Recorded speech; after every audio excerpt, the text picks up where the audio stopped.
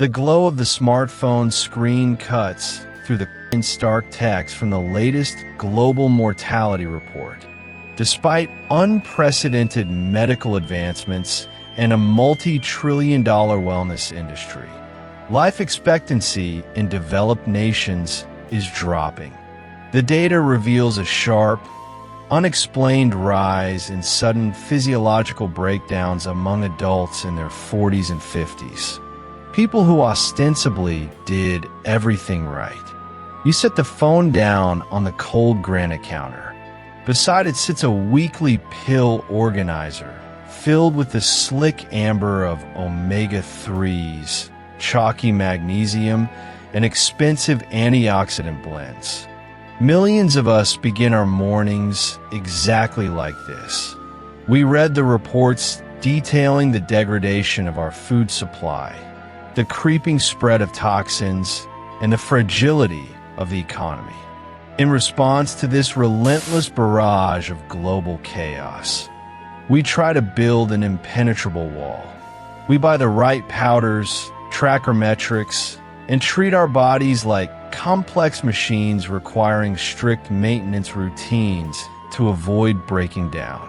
It requires immense physical exertion just to feel like we are surviving. Yet, as the grim data from that morning headline makes brutally clear, this collective effort to outmaneuver aging is missing the actual foundation of human endurance. A blunt, undeniable reality is surfacing, far removed from the polished marketing of the health sector. The primary factor dictating how long and how well you will live is not a strict diet, is not an exercise regimen, and it is certainly not a supplement. Your body does not merely metabolize the compounds you swallow. It metabolizes the state of tension in which you experience the world. When a nervous system registers constant, low-grade friction, the anxiety of a news cycle, the quiet dread of instability, the relentless pressure to optimize, it prepares for decline. It initiates a cellular defense cascade that ignores how many vitamins you feed it. But when your internal state stabilizes into genuine calm, the physical form stops fighting itself. It retains its vitality simply because it is no longer locked in a perpetual state of emergency. We have spent decades forcing health by piling on external solutions, while our internal environment remains chaotic. If the chemistry we swallow is secondary to the state in which we live, the paradigm shifts entirely. We must examine what actually directs the nervous system, and why the quiet, unseen architecture of our daily awareness holds more power over our physical survival than anything we could ever put on a plate.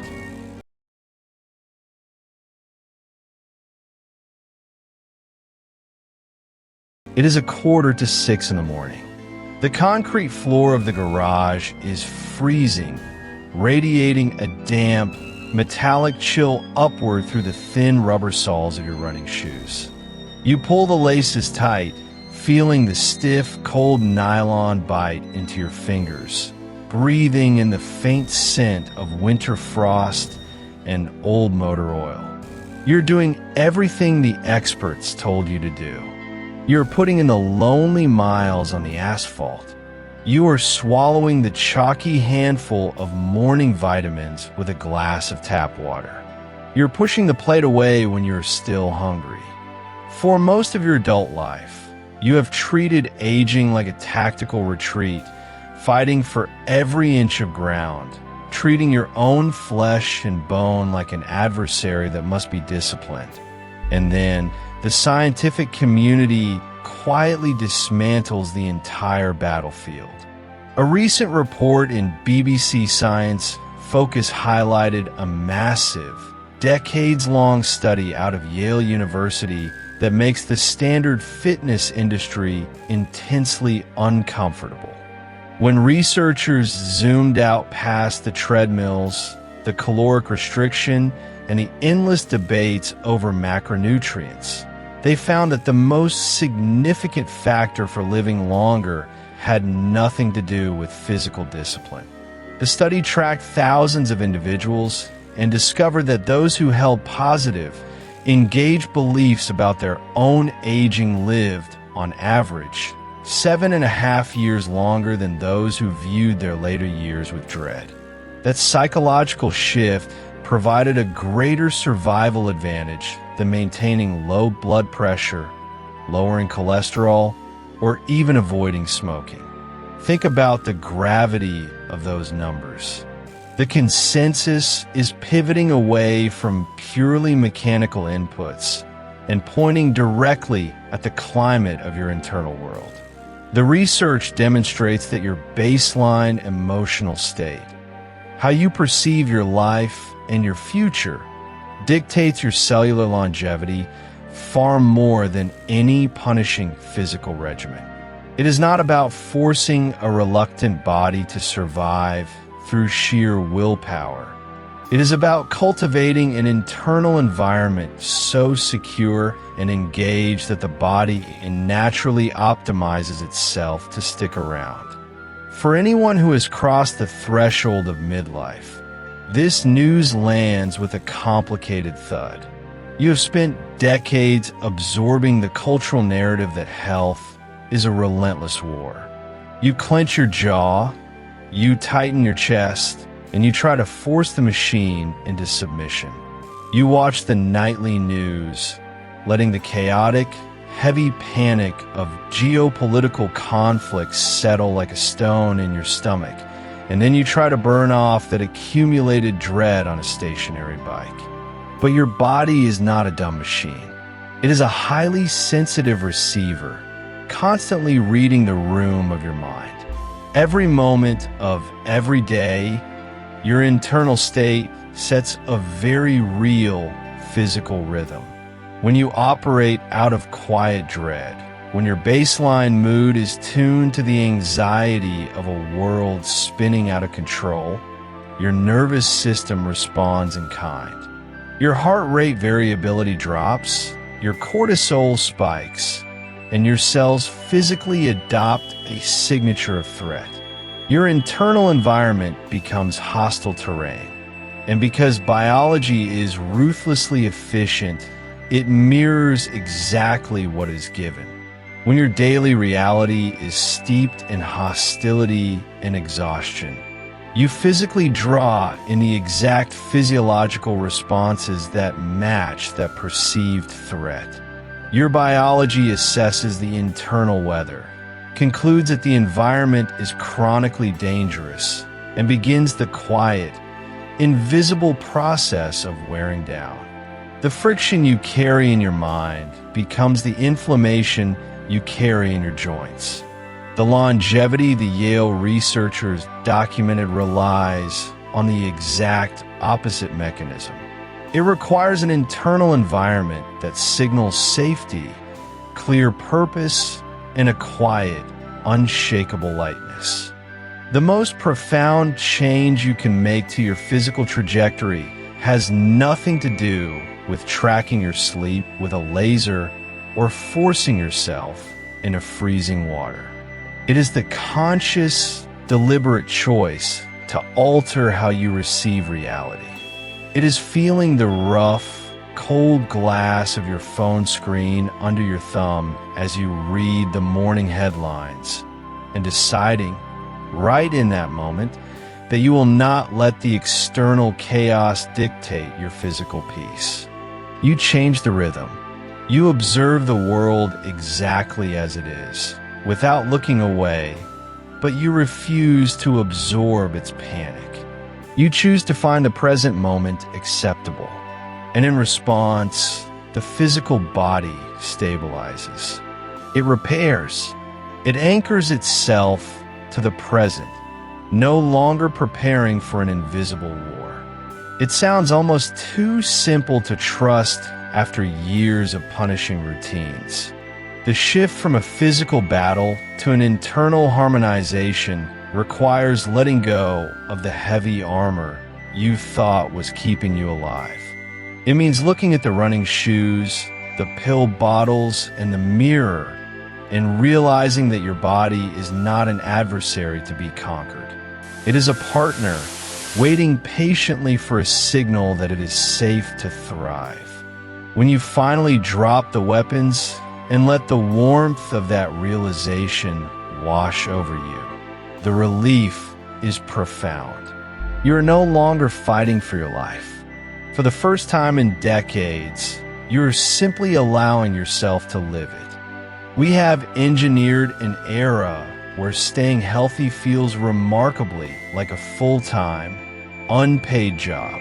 Think of the bathroom tiles on a Tuesday morning. The cold, unyielding glass of a digital scale pressing against the arches of your bare feet. The faint, synthetic beep confirming a number that will inexplicably dictate your worth for the rest of the day. The sharp green light of the optical sensor on the back of your smartwatch, flickering against your wrist in the dark as you log another restless night. The chalky, artificial smell of a powdered supplement you forced down. Not because you enjoy it, but because a loud voice on a podcast told you it was the only way to halt the clock. For decades, the prevailing instruction for anyone crossing the threshold of midlife has been to wage a quiet, unrelenting war against themselves. You were taught to treat your physical vessel like a failing engine that needed to be micromanaged and starved into submission. The body was no longer a home. It was hostile territory. We were handed a ledger and told that survival was simply a matter of balancing the accounts. Calories in, steps out, ounces of water logged, grams of protein calculated, heartbeats quantified, and you did it. You play by their rules. You pushed away the plate at the dinner table while everyone else ate, feeling that familiar tightness in your throat. You woke up before the sun, tying the laces of your running shoes with stiff fingers, dragging yourself onto the pavement because you believed discipline was the only shield you had against aging. You downloaded the apps that turned your daily existence into a rigid spreadsheet of deficits and targets. You accepted the sore joints and the constant hunger as the necessary tolls on the road to a longer life. You watched friends who never cared about a single macronutrient laugh louder, sleep deeper, and seemingly thrive, while you measured your portions with rigid plastic scoops and wondered why you still felt so heavy. That specific betrayal, the realization that you have sacrificed your comfort for a promise that the mirror refuses to validate, is a quiet grief that millions carry. But through that state, you attract the very friction and breakdown you are trying to avoid. A body under siege does not repair. It brings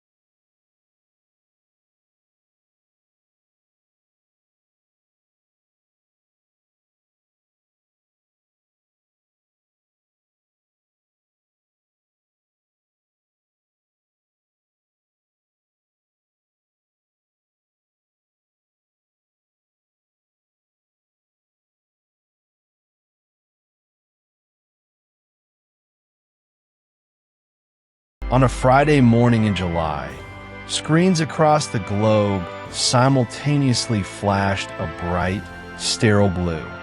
Thousands of flights were grounded on the tarmacs of Atlanta, Berlin, and Delhi. Hospitals in London canceled surgeries mid-prep, and major financial trading floors fell eerily silent. A single flawed software update had instantly paralyzed the digital arteries of modern global infrastructure.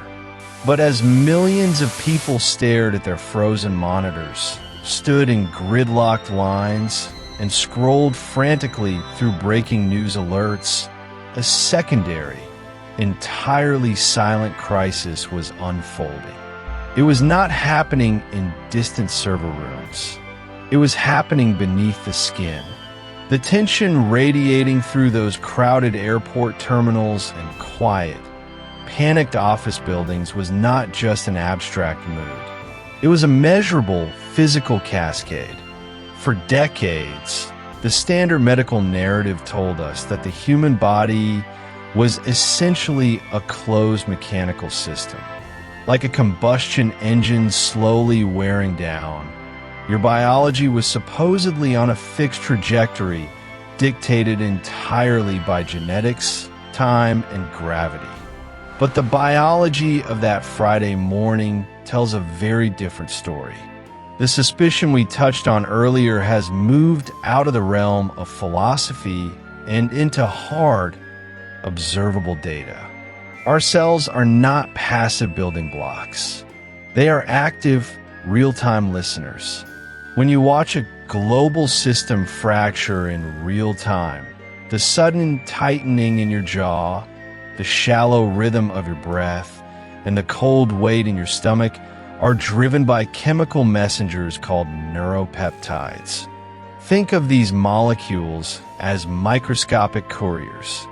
Their sole function is to carry the exact frequency of your internal state to every distant corner of your biology. Every single cell in your body possesses receptors for these molecules. They are perpetually waiting for instructions, quite literally eavesdropping on your internal reaction to the external world. When the headlines dictate that the system is fragile, that the future is deeply insecure, and you absorb that narrative as an inescapable truth, your cells receive the memo. They adjust their function to match the instruction. They do not distinguish between a crashed computer network, an economic downturn, or a physical predator in the room. The chemical environment you create internally becomes the physical reality your biology prepares for. It is a continuous, silent resonance. You are marinating your tissue in the exact frequency of a crisis. Your physical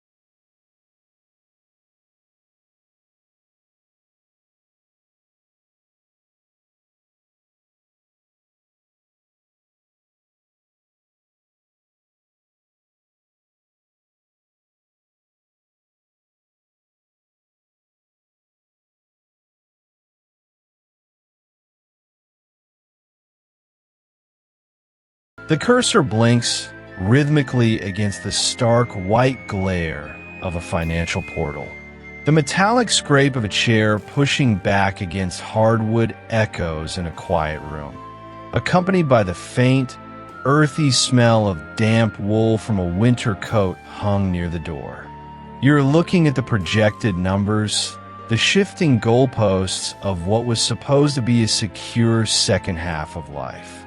Over the past few months, international economic forums have quietly begun circulating white papers on the post-retirement economy. They're normalizing the 75-year working life. The headlines reflect a world shrinking under inflation, a geopolitical map fractured by supply chain wars, and the very real math that the safety net you were promised is being slowly dismantled while you watch. The news you are watching is not lying to you. The structural deficits are real. When you read the reports detailing the quiet restructuring of the middle class, the threat is entirely legitimate. The natural programmed reflex is to contract, to brace for impact, to look at the years ahead and feel a cold, heavy resignation settling just beneath the ribs. You begin to operate from a place of defensive survival. But why would the body invest in structural integrity if the person driving it acts like the ship is already sinking? Vitality is the depth of your breath, the tension in your jaw, the very speed at which you age. What happens to your physical form the moment you decide to read those exact same headlines? Not as a victim of a collapsing system, but as someone entirely unbreakable within it.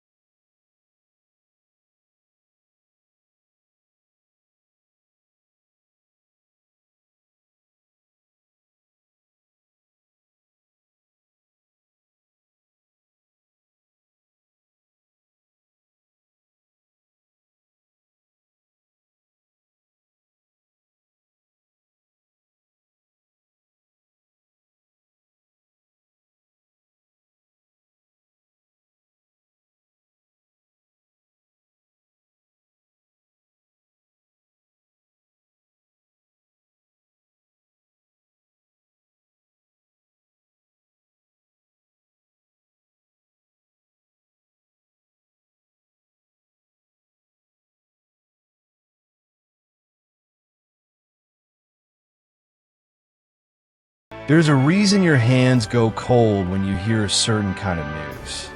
It happens in a fraction of a second, long before you have the chance to form a conscious opinion about what you just heard.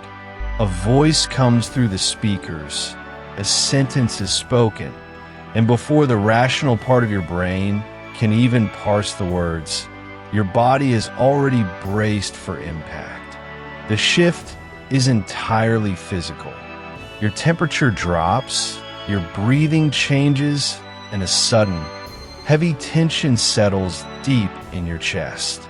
Picture yourself sitting in the driver's seat of your car on a Tuesday afternoon. The engine idles, sending a steady, mechanical tremor up through the steering column and into the palms of your hands. Outside, the first heavy drops of a sudden storm are hitting the hot pavement, kicking up that sharp, metallic scent of wet asphalt. On the radio, a correspondent is breaking down a new reality. The sudden, catastrophic failure of the country's largest commercial real estate lender. It is not a rumor or a temporary dip in the market. The anchor is calmly detailing how millions of commercial leases are now in limbo, how mid-sized businesses are having their lines of credit frozen without warning, and how this quiet, bureaucratic collapse will inevitably trickle down to the cost of keeping your own home warm and the security of your paycheck. It is heavy, complex news. It is the world operating exactly as it always has, ruthlessly and completely without your permission. In the seconds it takes for that information to travel from the car speakers to your auditory cortex, a profound physical shift occurs. This is where we have to look at the mechanics of what we call the law of vibration. We need to strip away the mystical vocabulary that usually surrounds this phrase. It is not a spiritual theory you are required to believe in, nor is it a metaphor. It is the literal, physical state of your nervous system. Your body is not a static object. It is constantly humming, shifting, and reacting to stimuli. When a dense, heavy reality is introduced into your immediate environment, like the stark, uncompromising news of an economic crisis transmitted through the radio, your physical form rushes to match it. Notice what actually happens to you in that driver's seat. The moment that heavy news takes hold, your biology switches into a state of defense. Your blood pulls away from the surface of your skin to protect your core organs, leaving your hands, still gripping the leather of the steering wheel, noticeably colder. Your diaphragm locks tight. The deep, rhythmic breathing that keeps your body at rest is instantly replaced by shallow, jagged intakes of air. Your muscles tighten, bracing for a physical blow that isn't coming. You're no longer at rest. You have, quite literally, become a heavier, more rigid organism, humming with the quiet, frantic tension of survival. This physical state is exactly where the law of attraction takes over. Again, we have to discard the idea that this is some kind of cosmic magic. It is simply the sorting mechanism of your own perception. When your body is locked in a heavy, constricted vibration, your brain acts as a rigid, uncompromising filter. It will only permit information that matches your current state of panic to enter your awareness. You do not magically summon bad luck from the universe. Instead, you become biologically blind to anything that isn't a threat. A body vibrating with the tension of fear can only pull in more reasons to remain afraid. Because your brain is now scanning for danger, you suddenly notice the aggressive driver swerving in the rearview mirror. You remember a looming deadline. You fixate on a financial slight from a decade ago. The world outside bends to match the shape of the tension inside you. Now consider the exact opposite. Letting go of that tension is not achieved by forcing a positive thought or pretending the economic landscape isn't fracturing. You cannot think your way out of physical state. It requires a physiological recalibration. When you deliberately slow your breathing and let the hum of panic settle out of your muscles, the physical response is instantaneous. The tightness in your chest dissolves. Warmth floods back into your hands and feet. Your breath drops back down into your stomach, sending a clear, undeniable signal to your nervous system that the immediate environment inside the car is actually secure. Your body stops bracing for impact and returns to a state of quiet expansion. In this grounded state, the filtering mechanism operates entirely differently. Because your physical baseline has changed, the filter opens up. The surrounding threats lose their overwhelming magnetism. You're no longer exclusively scanning for danger. Instead, you begin to perceive the quiet solutions, the overlooked opportunities, and the clear paths forward that were always sitting right in front of you, but were previously locked out by the heavy tension of fear. You receive the world not as a fragile victim of its chaos, but as a solid, grounded observer passing cleanly through it. These are the mechanics of how you experience reality. But understanding this mechanism forces us to look closely at the inputs we are constantly allowing into our daily lives. Because if your physical state dictates your perception and the reality you pull toward yourself, you have to ask yourself a very uncomfortable question about the modern environment. What is, right at this exact moment, invading and hijacking this physical state of yours without you even noticing? Watch the raw footage of the Ruby Mar cargo ship slowly sinking into the dark waters of the Red Sea after the March 2024 missile strikes. The camera shakes violently in the operator's hands as dark plumes of toxic smoke billow into the atmosphere. The audio is heavily compressed, carrying the sharp, percussive crack of secondary explosions and the low, guttural roar of a distressed marine engine. You are watching this from a comfortable armchair in a quiet, softly lit house. The thermostat on your wall reads a steady, comfortable 72 degrees. The only immediate sound in your physical environment is the low, rhythmic, reassuring hum of your kitchen refrigerator. Geographically and physically, you are entirely safe. But inside your arteries, a very different reality is taking shape. The daily consumption of these specific, visceral tragedies, the endless ingestion of global chaos, does not merely inform you of world events. It forces your physical body into a prolonged, invisible siege. It creates a rigid state of biological defense that actively accelerates the aging and wear of your own life. The geopolitical tensions on your screen are entirely real. The supply chain fractures paralyzing global trade. The drone strikes disabling foreign energy grids. The sudden, violent shifts in international borders. These are undeniable, historical events unfolding in real time. We are adults. We do not bury our heads in the sand, nor do we pretend the world is without conflict.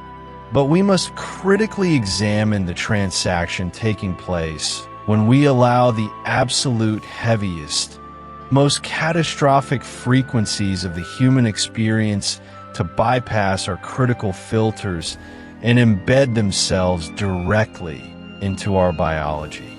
Your brain is a brilliant but ancient piece of hardware. It cannot distinguish between a mortal threat flashing across a high-definition glass screen and a physical threat standing violently on your front porch. When you absorb the sheer panic of a collapsing foreign market or the absolute dread of a looming international conflict, your body physically braces for impact as if the danger is in the room. Your breath becomes shallow, barely moving the cotton fabric against your chest. A faint, metallic taste of adrenaline pools quietly in the back of your mouth. The muscles in your jaw lock into a microscopic, unyielding clench. Blood flow is seamlessly rerouted away from your digestive organs and your skin, shunted instead toward your limbs for a desperate escape that will never actually happen. In this highly elevated state, cellular repair simply stops. The biological maintenance required to keep your heart resilient, your joints fluid, and your mind sharp is indefinitely suspended. You are heavily taxing your most precious biological reserves to survive a war that is happening 5,000 miles away. As your nervous system locks into this sustained defense, your physical baseline shifts to match the chaos you are witnessing. This is where your physiological state dictates your immediate personal reality. When your nervous system hums with the constant expectation of disaster, you unconsciously filter out calm, stability, and opportunity. You become highly reactive. You snap at your spouse over a misplaced set of keys because your body is genuinely primed for an ambush. You attract friction in your everyday business deals. You draw on defensive, hostile interactions with strangers at the grocery store, and your physical health mysteriously begins to falter. You're pulling the very conditions of struggle toward you, simply because your physical state is constantly signaling that struggle is the only reality currently available.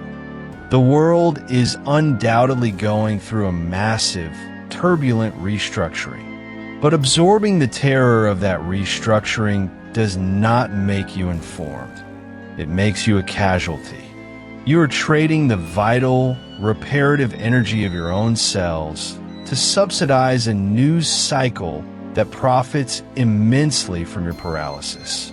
Every single hour spent marinating in the dread of the evening broadcast is an hour your body is denied the profound safety required to rebuild its own DNA.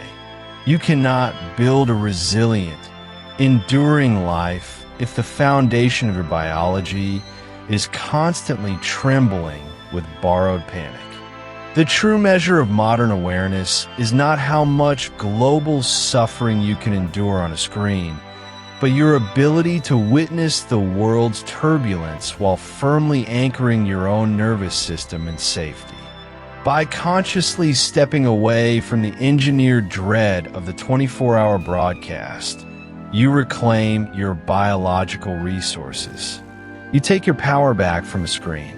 You allow your breath to deepen, pulling oxygen fully into your lungs. You allow your heart rate to settle into a steady, restorative rhythm, signaling to your ancient brain that you are safe. As your cells resume their quiet, essential work of repair, the heavy resonance of crisis lifts. In this grounded, deliberate state, you are no longer reacting to distant emergencies. You are cultivating a profound, unshakable calm that directly shapes a lighter, more sovereign, and deeply empowered reality right where you stand.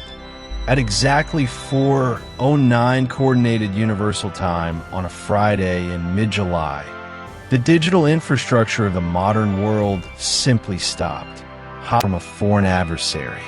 It wasn't a calculated act of sabotage. It was a single flawed routine update from a cybersecurity firm called CrowdStrike. A microscopic error in a string of code that grounded commercial flights in Atlanta, halted emergency surgeries in London, and froze financial markets in Tokyo. If you were standing in a terminal that morning, feeling the cold, rigid plastic of an airport chair pressing into your spine, you witnessed the exact moment the illusion of control shattered. You heard the collective, sharp intake of breath, the sudden, eerie silence of stalled commerce replacing the usual hum of public address announcements. The faint smell of stale coffee and rising sweat in the crowded concourse as the realization set in. In a matter of minutes, an invisible error on a server thousands of miles away became a physical tightness in the chests of millions of people. That Friday morning exposed a hard, immovable truth about the era we are living through.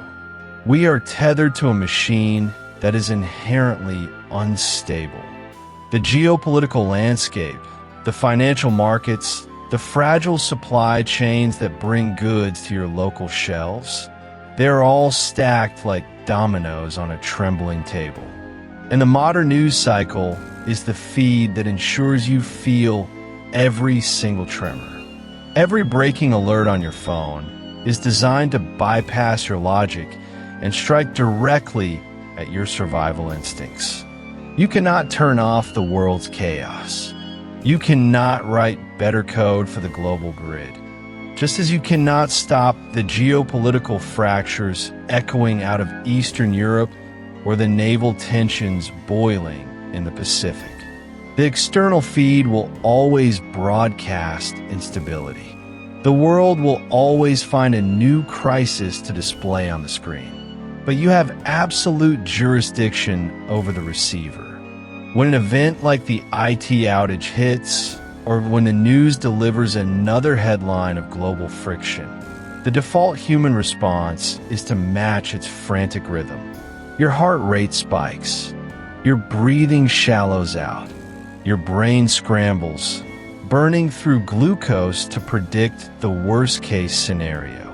You become a tuning fork, struck by the panic of the crowd, vibrating at the exact same desperate pitch. This is where the physics of your own body come into play. The electrical impulses firing across your synapses and the rhythm of your heart are constantly generating a signal. When that internal rhythm is chaotic, it naturally aligns with the chaos around you. This is not mysticism. It is the simple mechanics of resonance. Like two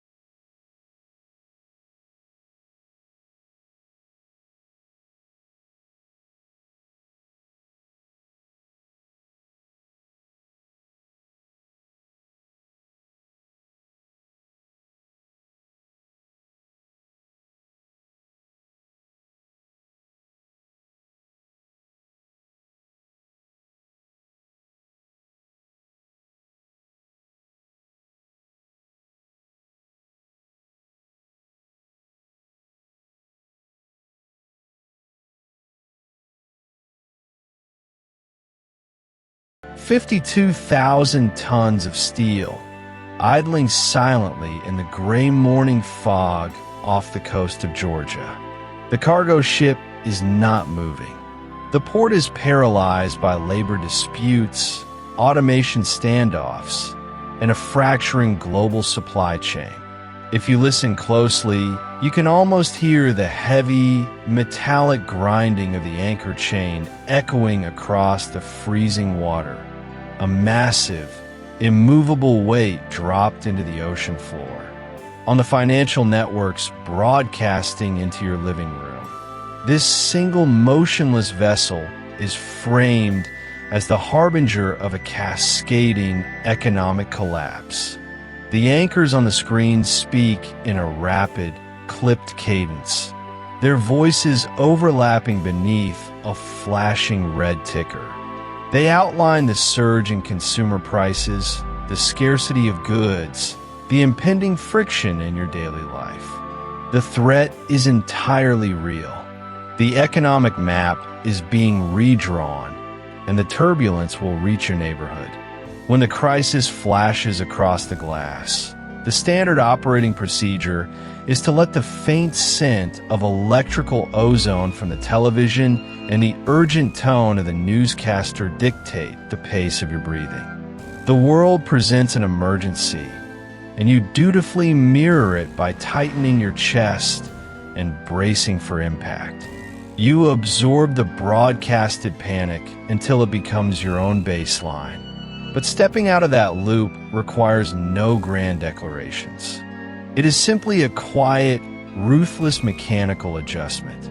You watch the screen, you register the data, but you refuse to let the exterior noise set the rhythm of your own heart. The news is built on a mechanism of capture. It keeps you watching by convincing you that looking away leaves you exposed and unprepared. It manufactures a constant, low-grade emergency, demanding that you sink to its erratic pulse. But true stability comes from a colder logic.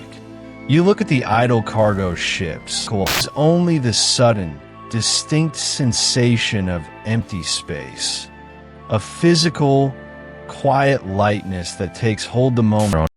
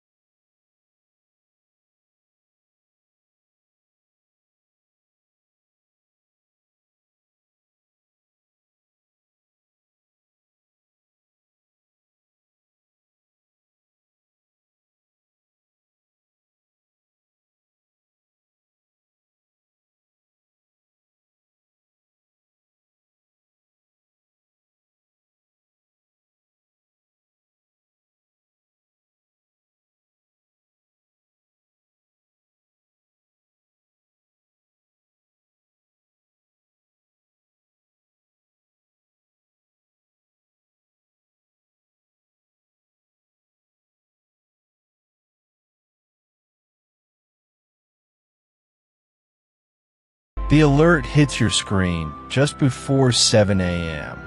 A coordinated ransomware attack has paralyzed the automated logistics grid at the port of Rotterdam, Europe's largest maritime transit hub. Immediately issues a morning bulletin warning of cascading inflation across the Eurozone, while commodities traders in London begin panic buying natural gas futures to hedge against the impending supply shock. The anchor on the morning broadcast isn't just reciting data. His voice carries a sharp, metallic edge of barely contained alarm. He details the grim, projected fallout. The empty supermarket shelves expected by next quarter, the inevitable, punishing spike in winter fuel costs, the fragile diplomatic negotiations rapidly breaking down at the border.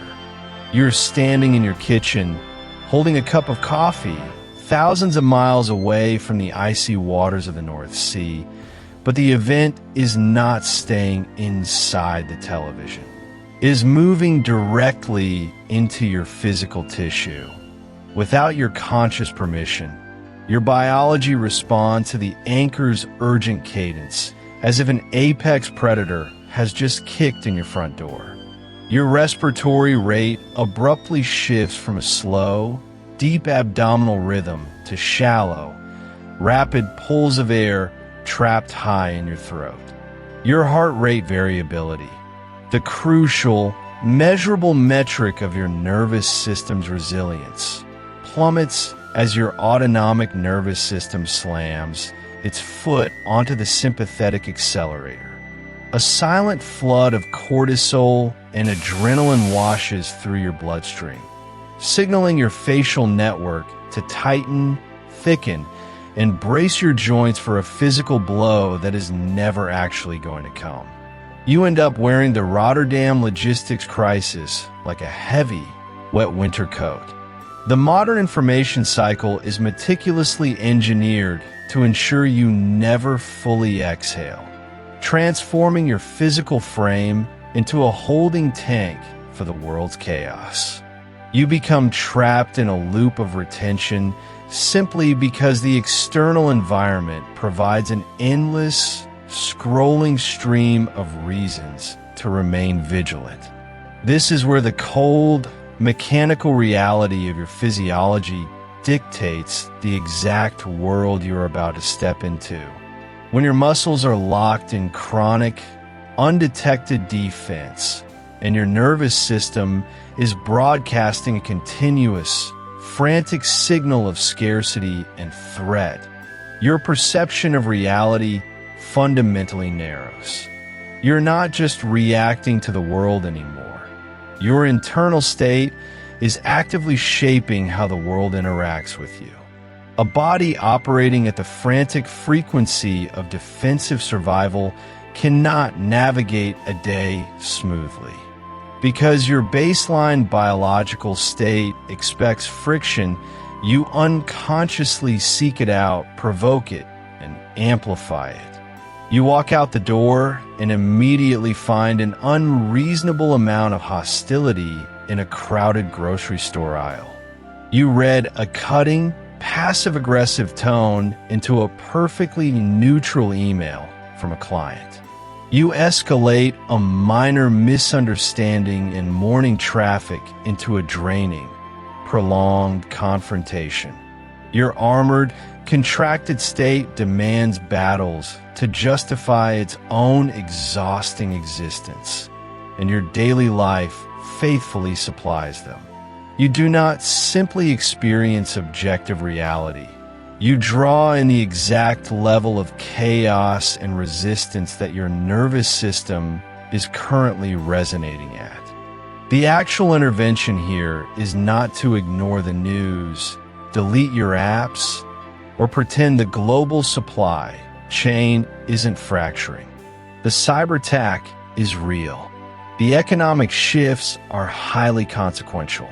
The solution requires a calculated decoupling of the world's raw data from the biological threat response of your body. It is an intentional, mechanical hijacking of your own hardware. You stand in the kitchen, listening to the grim projections of European inflation, and you deliberately force your shoulders to drop an inch. You consciously extend your exhale, making it twice as long as your inhale, actively engaging your diaphragm to stimulate the vagus nerve. You are using the physical levers of your anatomy to force a chemical signal of profound safety into your brain, even as the screen in front of you flashes red with market downturns. You're proving to your own nervous system that you can observe the storm with total clarity without adopting its chaotic pitch. By maintaining a high heart rate variability and forcing a parasympathetic state while consuming heavy, volatile information, you break the loop of retention. You stop giving the geopolitical stress a physical place to live in.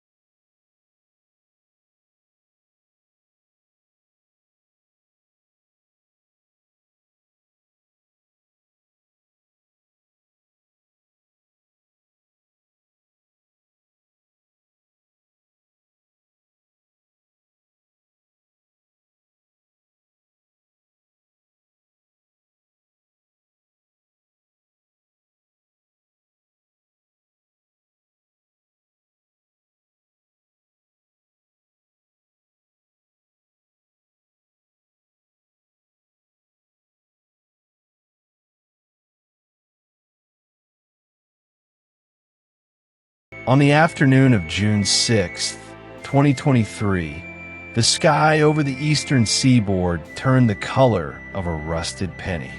News networks broadcast uninterrupted footage of the George Washington Bridge swallowed by a thick, apocalyptic haze as smoke from Canadian wildfires drifted south. Alerts blared from millions of phones, warning of an air quality index breaching 400.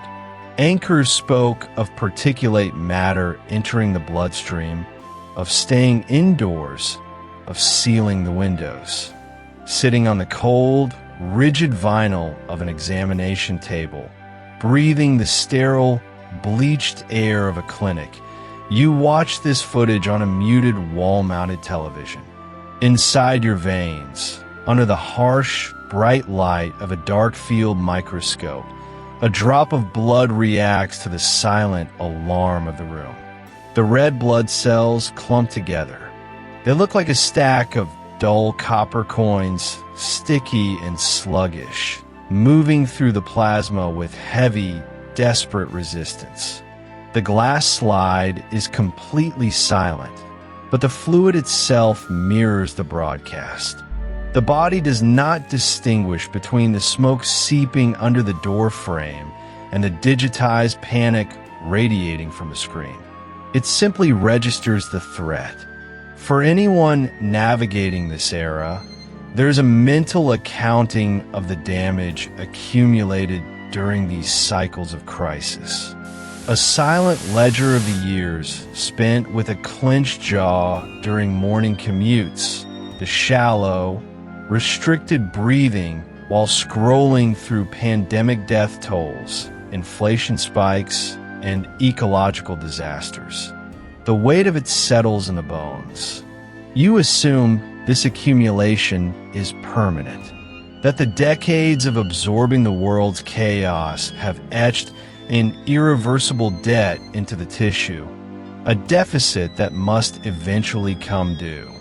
But human biology operates on an entirely different architectural logic. It does not possess a memory for punishment. It responds strictly to the present signal. You are not a static monument slowly eroding under the weight of the news cycle. You are a river. The lining of your stomach replaces itself completely every few days. Your skin sheds and rebuilds every month. Your liver is in a constant, quiet state of structural renewal. If a river has been carrying heavy debris for 20 years, the moment the dumping stops, the new water flowing from the source does not have to fight the old water. It simply flows. You can hear the rush of it, cold and clear over smooth stones, smelling the sharp, wet earth of the banks. The body clears itself by the sheer act of receiving a new, uncontaminated current. Every cell is in constant motion, taking its cues from the dominant rhythm of the environment. When the television blares images of an orange, choked skyline and the breath catches in the chest, the internal rhythm matches that chaos. The body prepares for a war, pulling resources away from repair and pushing them toward defense. But when the screen goes dark, when the gaze shifts from the catastrophic horizon to the immediate, quiet space of the room, the rhythm shifts. This is the physical reality of vibration. The muscles in the neck soften. The breathing deepens. By refusing to let the external madness cross the threshold of the nervous system, the internal environment becomes a match for safety. Attraction is not a mystical request sent into the ether. It is the inevitable physiological consequence of this shift. A system operating in a state of calm repair draws entirely different biological outcomes than one bracing for impact. It digests heavy meals. It sleeps through the night. It interacts with the outside air from a posture of stability. The modern wellness industry often ignores this fundamental mechanism. The commercial version of biohacking operates on the premise that you have damaged yourself beyond repair and must now endure a grueling penance. It sells the idea that health is a war of attrition. Plunge into freezing water until the skin burns. Fast until the head spins. Track every metric until daily life becomes a spreadsheet of endless, exhausting restriction. This paradigm treats the body like a hostile entity that must be broken, tamed, and punished back into compliance. It assumes the body needs to be forced to heal. The physical form requires no apology for the years spent running on empty. It demands no suffering as payment for the time absorbed in panic. It requires only a change in the signal. Introduce the biological markers of a nervous system that has finally stood down and the heavy, static air leaves the room. Watch the dark field microscope again. Within seconds, not months, not years, but seconds, the cells separate. They regain their smooth, round edges. They begin to glide freely, carrying oxygen exactly the way they were designed to, recalibrating the exact moment the internal state changes. The healing is instantaneous, waiting only for the permission of a quiet room. Which brings us to the quiet, inevitable question that shifts everything.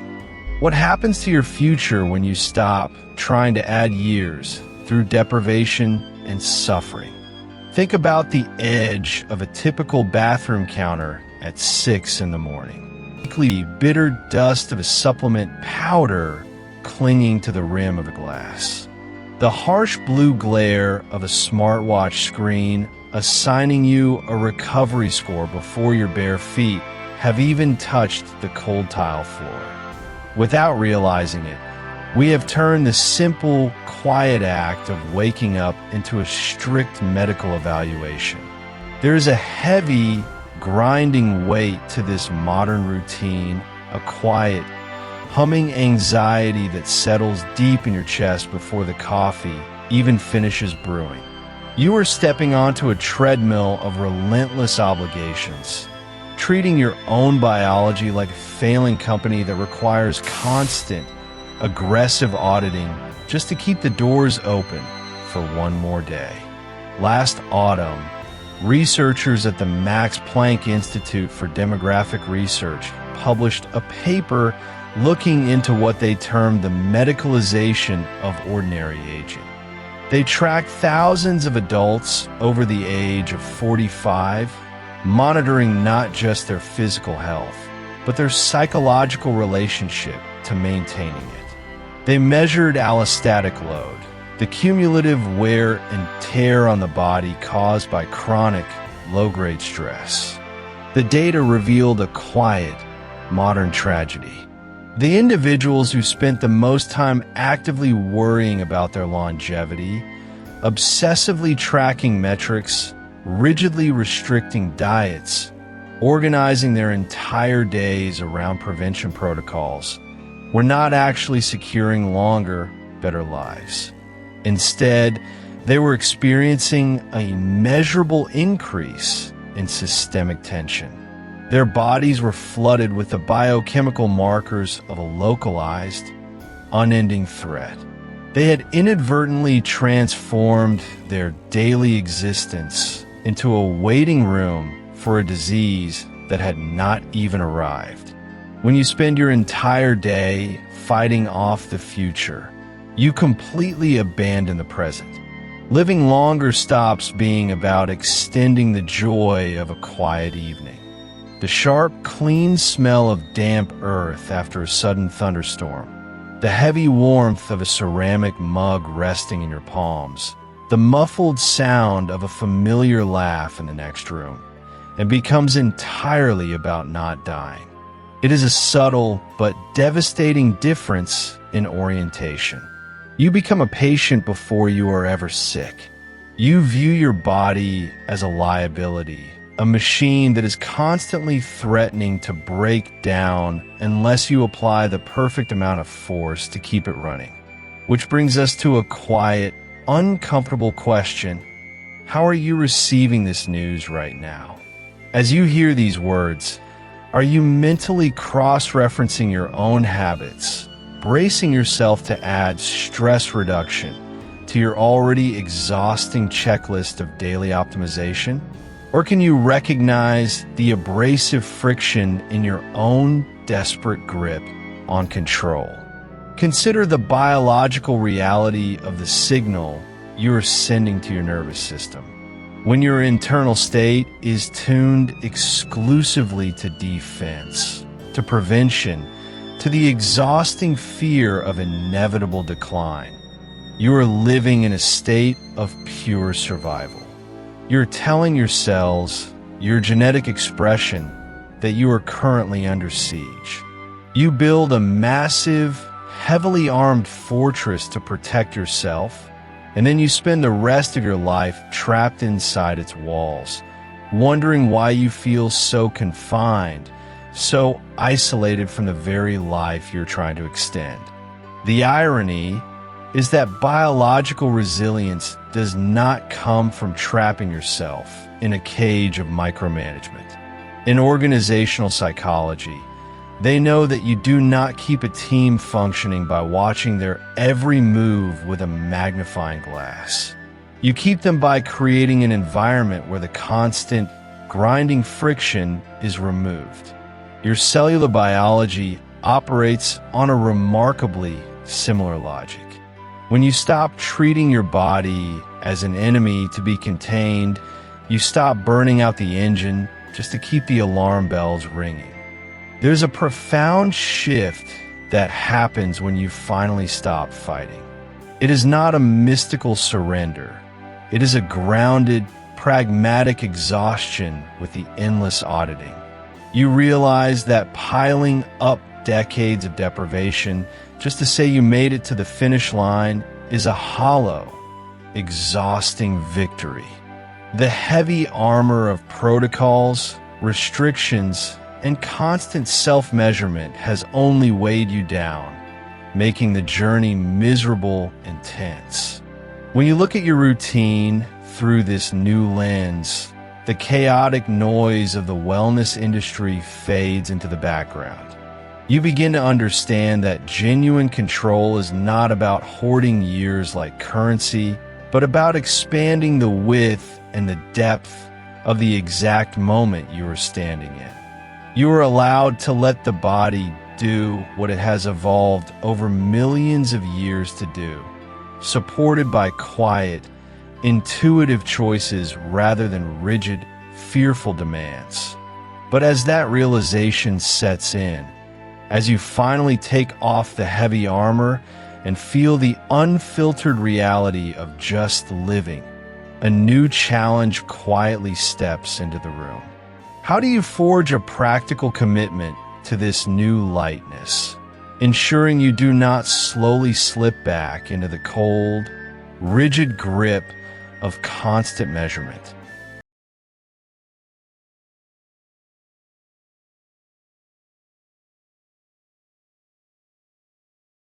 The ticker at the bottom of the screen hasn't stopped its frantic, blood-red flashing since the markets opened this morning. The sudden, total block on semiconductor and rare earth exports out of the eastern ports, the one the analysts swore wouldn't actually materialize until the dead of winter, dropped unceremoniously at dawn. You can almost hear the massive, rusted gears of global commerce grinding, stripping their teeth in real time. Cargo ships are idling in the straits, burning heavy fuel with nowhere to dock. Assembly lines from Stuttgart to Detroit are already initiating power-down sequences, their supply chains suddenly choking on a geopolitical maneuver that erased 6 months of projected inventory in a single signature. The talking heads on the networks are practically vibrating out of their chairs, their voices pitched half an octave higher than normal, aggressively selling you the sheer panic of a paralyzed global economy. Usually, when the evening broadcast rolls out this kind of heavy artillery, your body mirrors the crisis. A tight, familiar, metallic knot pulls taut right under your ribs. Your breathing gets shallow, trapped in the top of your chest. But listen to the room you are sitting in right now. The refrigerator motor has just kicked on, a low, steady, mechanical drone cutting through the quiet shadows of the late afternoon. The air carries the faint, sharp scent of impending rain slipping through a cracked window. Notice what is happening inside your own chest. You are watching a genuine crisis unfold, watching the geopolitical tectonic plates fracture and shift, and yet your pulse remains entirely steady. The floorboards under your feet feel solid. The tension has quietly dismantled itself. You didn't force this calm. You didn't grit your teeth, close your eyes, and demand peace from a chaotic world. You simply changed the nature of the signal you were willing to let through the door. The export bans are real.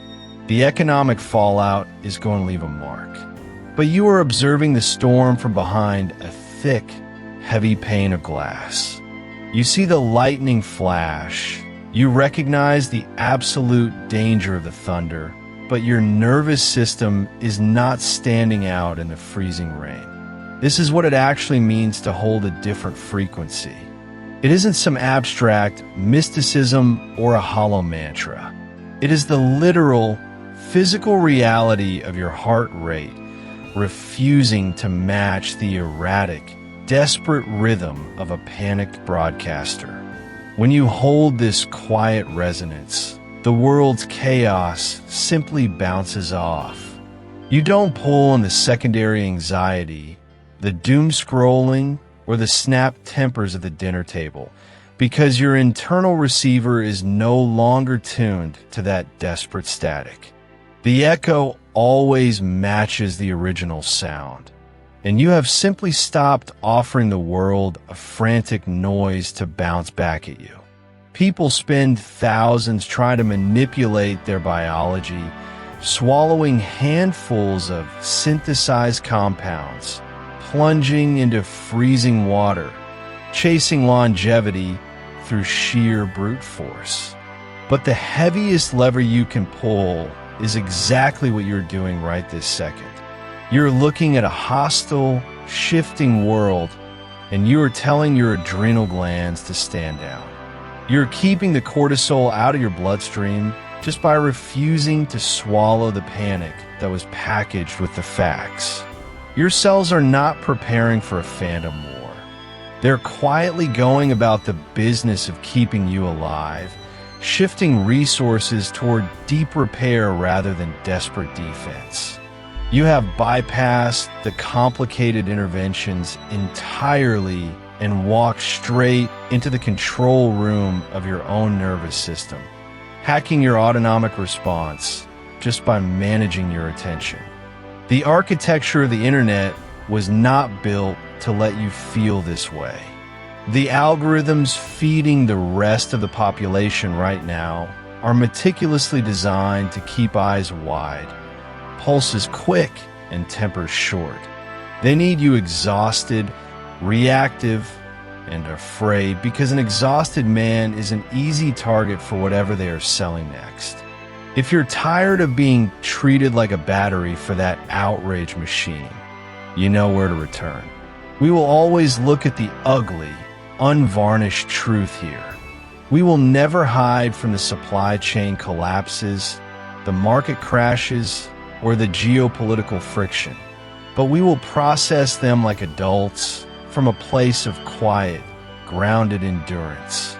If you want to keep anchoring yourself to this kind of signal, just keep showing up. We will be right here, broadcasting a steady signal through the noise, treating your attention as something worth protecting. You can feel the evening settling in now. The air in the room is still.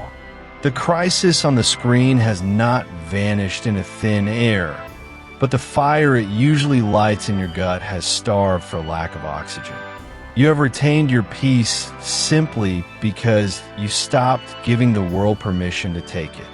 But as we pull the lens back one final time, as the rain finally begins to hit the glass, we have to ask what this quiet endurance actually leaves us with when the screen finally goes dark. Last Thursday, at exactly 6 p.m., the evening broadcasts led with the same synchronized urgency. A major pharmaceutical supply chain out of Southeast Asia had fractured. 3 generic blood pressure medications, relied upon by tens of millions, were suddenly subject to a massive Class 1 recall due to chemical contamination. The anchors stared into the camera, their voices dropping an octave to convey the gravity of the situation. They showed footage of emptied pharmacy shelves in Ohio, interviewed panic cardiologists in New York, and displayed scrolling graphics estimating the sudden spike in localized stroke risks. The message was clear, meticulously engineered to bypass logic and strike directly at the brainstem. The system that keeps you alive is failing, and your body is in immediate danger. Look at that plastic pill organizer on the kitchen counter. Notice the hollow, sharp click of the translucent lids snapping shut. Listen to the dry rattle of the capsules against the hard plastic as you pick it up. There's a deeply ingrained assumption in this culture that health is something you purchase, swallow, and wait for. That longevity is a fortress built out of synthesized compounds, trace minerals, and perfectly timed macronutrients. There is nothing inherently wrong with taking care of the physical machinery. The vitamins, the careful attention to blood pressure, the daily maintenance, is a basic form of respect for the vessel you inhabit. But watch what happens to your chest when you read that scrolling ticker at the bottom of the screen. Watch how your breathing turns shallow, how your jaw tightens as you count the remaining white tablets in your plastic container. If you take that capsule out of a deep-seated fear, radiating the dread of inevitable decline or sudden scarcity, your nervous system receives the signal of threat long before your stomach ever digests the compound. You are broadcasting to your biology that it is under attack, and the body will dutifully prepare for a war. You are pulling the panic of a fractured supply chain straight into your bloodstream. But what happens when you simply refuse the panic? When you recognize that the urgency on the screen is a manufactured product and you decide, fundamentally, that you are intact. You stop absorbing the chaos of a distant factory collapse into your physical biology. You begin to walk through the world carrying an internal environment that matches your own quiet certainty. The supplement becomes just a supplement. It is a tool, not a savior. To see this clearly, look away from the clinics and the endless cycle of medical news. Consider a man stepping out onto his back porch in a small coastal town in Maine. It is early November, just past dawn. The air is sharp and heavy, carrying the bitter, clean scent of crushed pine needles and salt blowing off the Atlantic. He is 62 years old. He is holding a heavy, ceramic mug of black tea, watching the overnight frost slowly melt off the wooden handrails. He is not optimizing his morning routine. He is not checking a piece of silicone on his wrist to tell him if his heart rate variability has sufficiently recovered from the day before. He watches the distant, steel-gray water, breathing in the freezing air, feeling the rough, unglazed clay of the mug against his bare palms. He saw the same broadcast you did last night. He knows the medications are recalled. He knows the supply chains are brittle. He is not ignorant of the world, and he is not pretending the news doesn't exist. He just refuses to let the anchor's manufactured dread live inside his chest. He has drawn a boundary that no broadcast, no matter how urgent, can cross.